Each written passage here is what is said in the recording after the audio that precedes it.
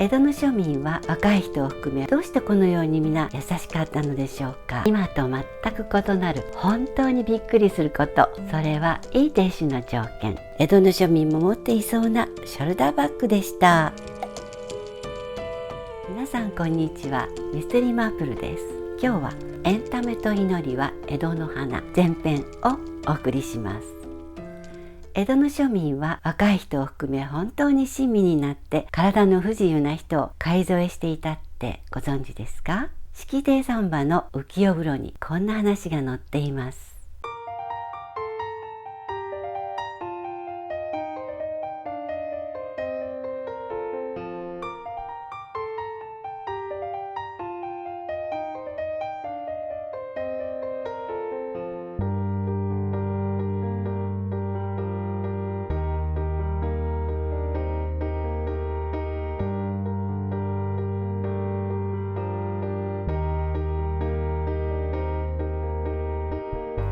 中風を患った男の人、名前を豚七というのですが、一人銭湯にやってきました。中風とは脳卒中などで半身不随となることです。良い気分でいるうちに豚七はさあ大変、湯気当たりし倒れてしまいました。銭湯にいた人は大騒ぎで皆一緒になって看病に走ります。また別の場所では回らぬ下で一生懸命話す人もいて、その相手を飽きずにしてあげています。面倒がらず助けているのは皆若い人。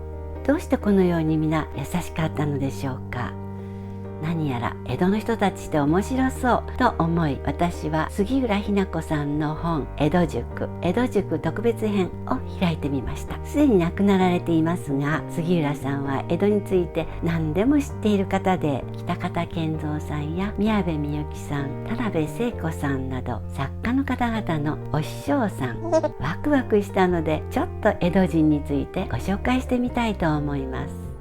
まず収入。大工さんの手間賃は1日500文だったそうですが、家賃はいくらだったと思います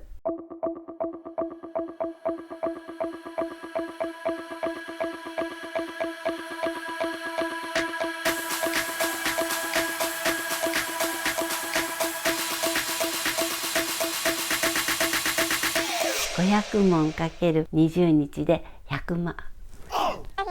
500文かける20日で1万文。ところがなんと300文だったと言います。1日の稼ぎで1ヶ月の家賃が払える。私はとても驚きました。江戸の人々はほぼフリーアルバイターという感じで、ちゃんとしたお店を構えていたのは大阪とか関西から来た人だったと言います。次に面白かったのは食。お米中心の食生活なので、1日1人5合を食べるのですが、お米は朝1回しか炊かず、炊きたてのものをご飯と呼び、昼は冷めるので飯、夜は茶漬けと胡椒も変わったそうです。そういえば冷や飯って今でも言いますよね。朝ごはんの献立は銀シャリにおみおつけにおかずの3点セット。おみおつけは口角ほど価値のある食べ物で、1日の活力のもとだったそうです。具は2種類以上と決まっていて、旬の野菜やお豆腐を入れました。驚いたことにはインスタント味噌汁があったんです。味噌にネギとだしを入れ、一玉ずつになっているものが売っており、お湯で溶いて好みの具を入れれば出来上がり。江戸時代にインスタントがあったとはびっくりですね。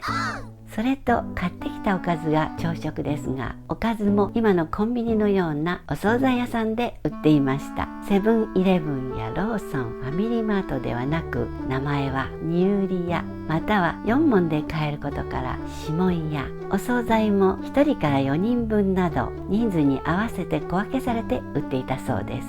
便利ですね。昼食は焼き魚がつく一日で一番豪華な食事。豪華といっても味噌汁など汁物はつかず、飲み物はほうじ茶だけと決まっていました。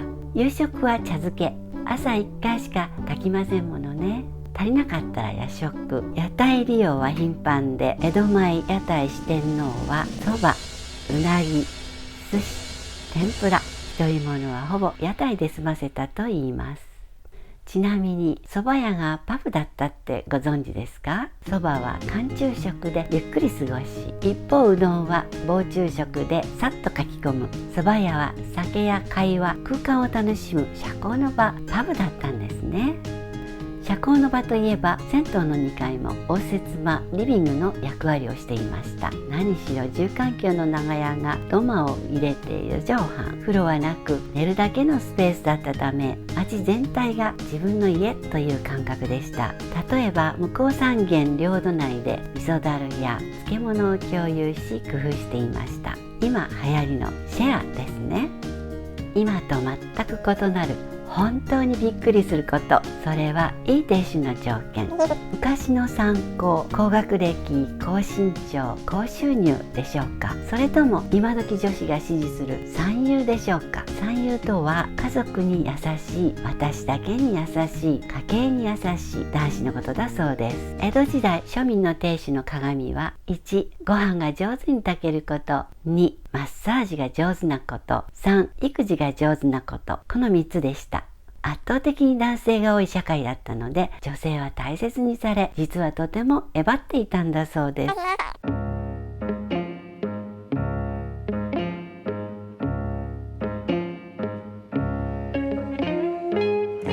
とにかく朝食を作るのはご主人の役割と決まっていて、朝奥さんが起きてくる前に亭主はご飯を炊き、お味噌汁を作り、おかずを買って用意しておかなくてはなりません。そしてご飯できたよと起こすんです。そんな生活が毎日なんです。おかしいでしょ？この他の暮らしぶりも興味深いことが多いので、また次回お話しします。江戸庶民の生活を知ると弱者に優しかった理由が見えてきました。今日のおまけコーナー、素敵なあの人、2021年5月号の付録からプレインピープルのショルダーバッグです。ナイロン生地なので汚れにくく、とっても軽量、短くすればミニバッグに、中敷きのある縦型でペットボトルや長財布、折りたたみ傘も立てて収納可能。携帯やペンは指定席へ、欲しい時にさっと取り出せます。たっぷり入る前面ポケットも便利。よく使うものはここでしょうか。無限大っぽいロゴも素敵なプレインピープル。